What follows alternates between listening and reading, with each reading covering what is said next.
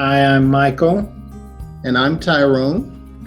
and we are living in Lexington, Kentucky, and we have two children in our family that we created through foster care.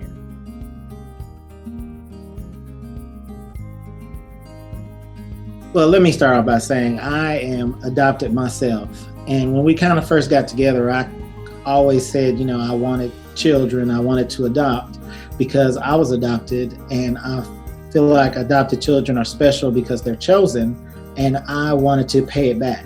So I told him that I always wanted to adopt children, just, in passing, if this were to proceed into something more serious, that would be a part of the conversation.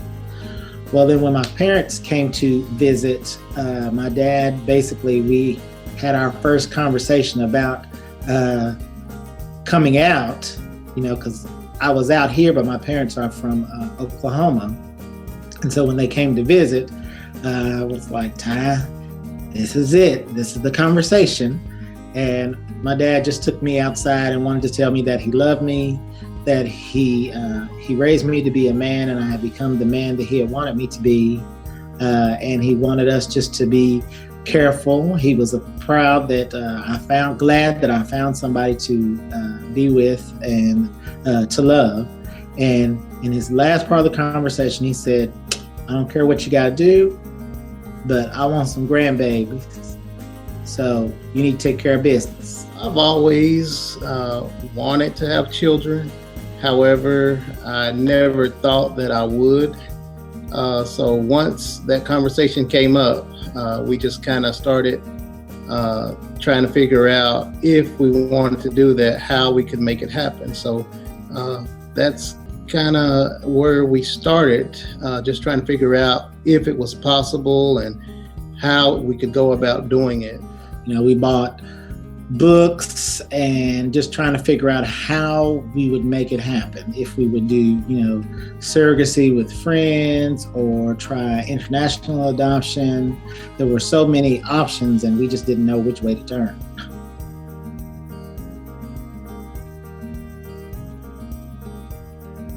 Well, she asked if we were ever interested, if we had ever thought about adopting through the foster care program, and we really didn't know anything about it. We didn't. It was never anything that was put on the table that we had ever thought about. And once she gave us some basic information, she gave us a phone number to call to, just to see if we were interested in taking the classes, to see, if what we wanted to do. And we just called, and they, once we found out that we had to commit to the time to do it, and we really talked about it before we even committed, if we could commit, and we really wanted to start our family because it was kind of quick, so we decided to go ahead and follow through and take the classes and see where that led us. Well, I think we went to Cincinnati in January or February because it was cold, and we came back and made the calls, and they told us when the next class was going to be starting. So we were able to get into the next class with foster care, which was, I think, May. And so it was pretty fast. The first night we went, the classes were there were once a week for 6 o'clock to 9 o'clock at night. The first class we went to had about 40 people in it, and they basically give you an overview about your commitment to going to all the classes, which was a 6-week time, I think, 6-week class that you had to go commit to being at every one. Then they talked about, people in your family, how all of the adults in your household had to come to the class, and, they just talked about, setup of what to expect during the whole process, the things you needed to have done, but like criminal checks and certain things to be done. Well, at the next class we went, I guess over half of them didn't show back up because after they went through the requirements and what they should expect, people just kind of disappeared.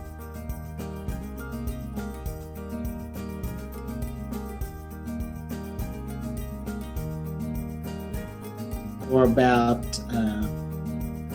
8 hours or.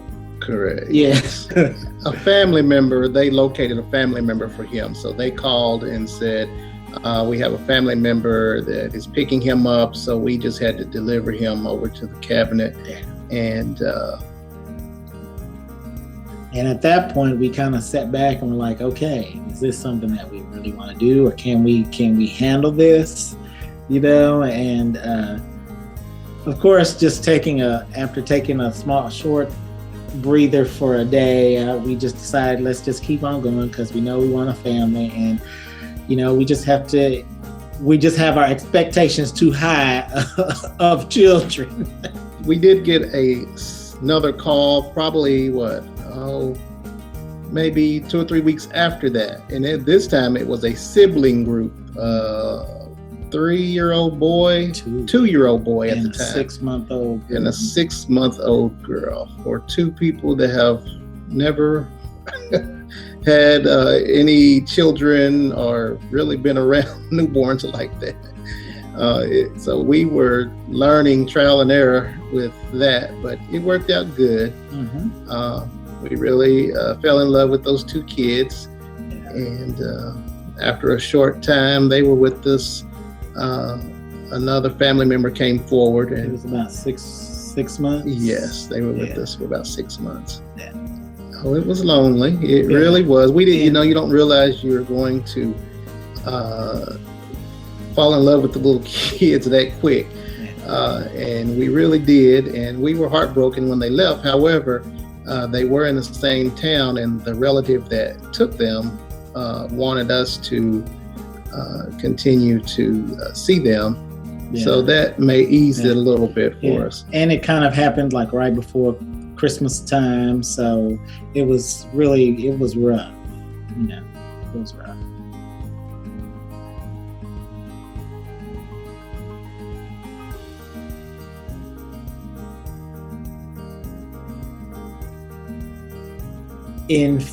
At the end of February of 2008, right? Yeah, 2008. Mm-hmm. I got the call at work that there was a infant at the hospital, 2 weeks old, that was ready to be discharged, and they were needing a home for her. And so I said, well, I need to call Tyrone, and we're going to talk about it, and then we'll call you on three-way, and we'll discuss this together, because they usually called me because I was the actual foster parent, because in Kentucky, each of us, because we're single people, and gay marriage is not legal in Kentucky, we each had to have our own separate foster homes and approvals for each of us separately. So after we had the placements for the sibling group, then they called me again, because the other group was in my name as well. So they just called me again. He really hadn't had a placement in his name. Because he was actually just going to be the household member. But they called me again, and once we talked about it and discussed it, they said that this was something that we may be interested in, because we were foster to adopt. So the person had some children removed before, and they didn't think that this child would have anybody to go with. So they felt that the placement would be something good for us to build our family if it turned out that way. Yeah. Well, I was nervous, actually a little anxious and a little concerned. My questions was, how do we know there's no other family member, and just trying to get some of those questions answered. But I don't actually remember what my first thought was, but I guess somehow we agreed upon it. But well, I remember that you were, when I called and told you that they had the placement available, you were a little quiet at first. But I was probably on the floor, but by the time I got back up, baby, yes, a newborn baby from the hospital. Yeah, and it was a preemie too. Yes. So it was, she was 2 months premature, and we were, of course, never had the other children. She was 6 months and 2 years old, so we really didn't know. The first thing, like they say, I don't know nothing about birth and no babies. We didn't know anything. Dr. Spock does not prepare you for a baby. So we picked up a 4-pound little girl from the hospital. It was a very eye-opening experience, we should say. We were very nervous.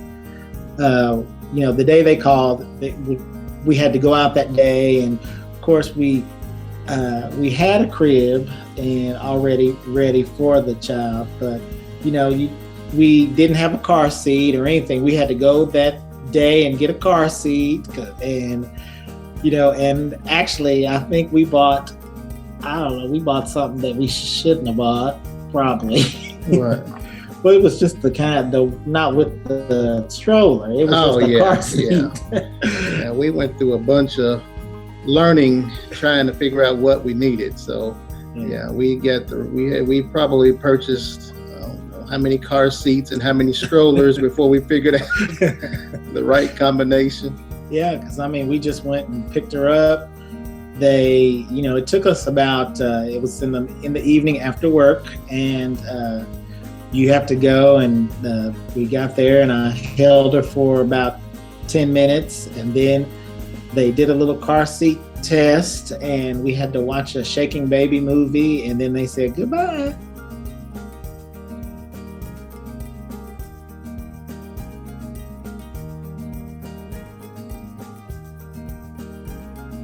We did have an interruption with that 4-pound Gabrielle that we picked up.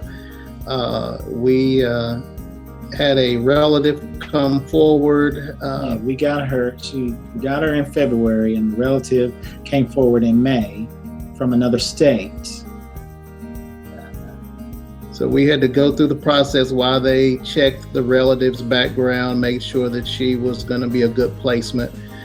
So from May to November is what it took for them to actually get everything approved for this relative to take her.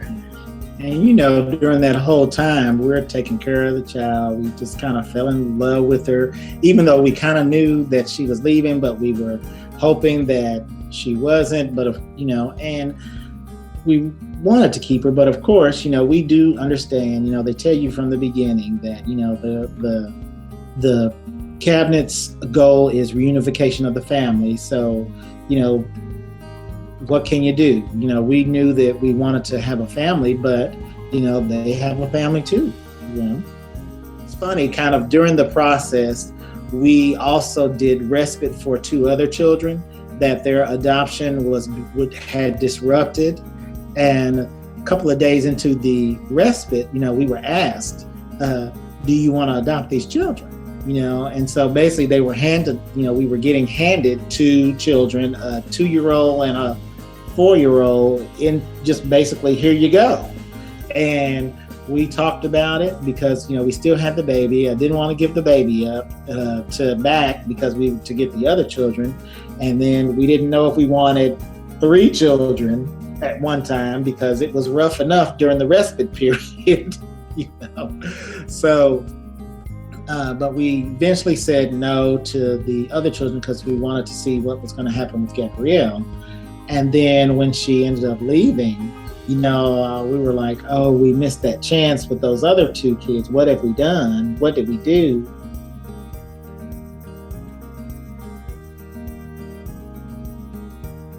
She left in November, and then we closed our home for a while so we could grieve. So then we decided to reopen our home back up in April of the next year, 2009. And we had also planned a vacation with a couple of friends to go to Savannah to hang out for a weekend or whatever. Well, the week of the trip that we were leaving, on April 13th, got a phone call at work, and my worker was like, okay, Michael, are you sitting down? Are you sitting down? I was like, okay, what's going on? And she was like, well, Gabrielle's back in town and she needs a placement immediately.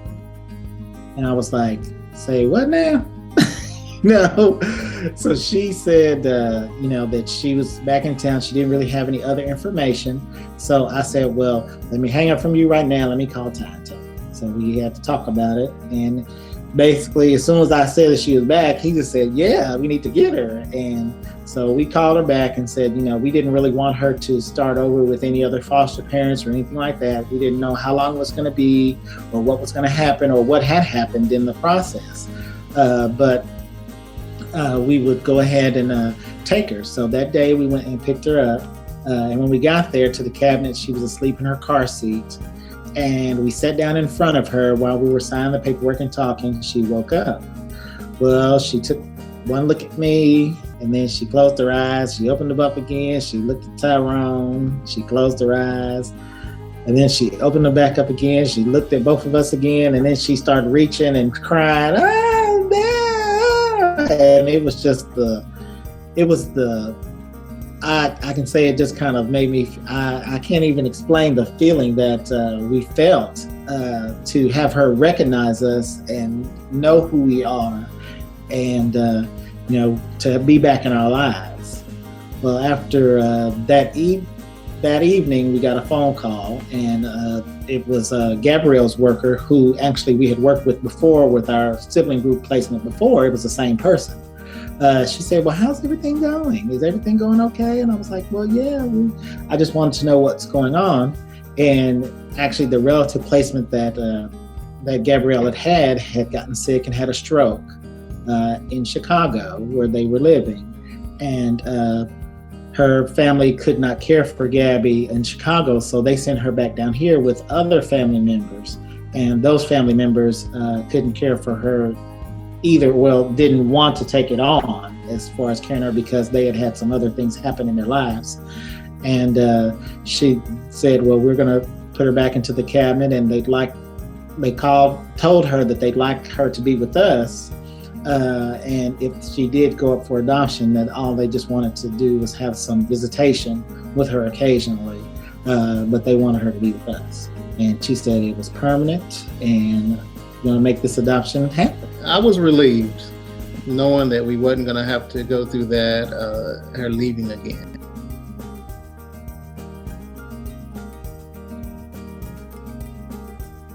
I guess we had received a call for Devon. He came by himself, and it was actually because during the time after Gabrielle's adoption, we kind of closed our home to celebrate a little bit, but we opened back up because we knew we were hoping for one child, but it had been so long since we had another placement. And then right after her adoption, they didn't call for a long time. Just, we were open, but we didn't receive any calls that we were at all for placements. And then right before we were going to close our home in 2011, we were going to always say, well, if we don't get a placement by Christmas of 2011, we're going to just close in January and leave it at that. Well, right at the beginning of January, they called for the one child, for Devon. And he came on as an emergency removal in the middle of the evening. They took to each other right from the bat. I guess Gabby, was like a little baby because he was so small when he came. But she just, wanted to hold him and hug him, and he wasn't crying or anything, and it he worked was a out. Really happy baby. A very happy baby. So it worked out really good that night. Actually, with Devon, it was a lot easier, the whole process, because his mother had 6 other children removed, and she kind of got ill right after his removal, and she went to the hospital. The workers tried to establish visits with her, and she said that she thought it would be too hard for Devon to see her So she never saw him again after the removal. She did not start visits or do anything when she got out of the hospital. She kind of disappeared for a little while, and they eventually found her, and she just decided immediately to terminate her rights. The dad, on the other hand, he was incarcerated at the time. He hadn't seen Devon since he was about 3 months, but Devon's brothers and sister were placed with a paternal grandmother, and the father was wanting the grandmother to take Devon too, but she was an older lady who, she's like, I have a 3-year-old and a 4-year-old now, and I'm 65, and I can't do that. So she basically said no, and then the judge finally, asked him, what he wanted to do, and then he terminated his rights within the same year that we had received him. So both parents terminated, almost by the end of the year. And then we went through the process through the next year of getting everything completed so we could adopt him by the next year, and that took about 10 months.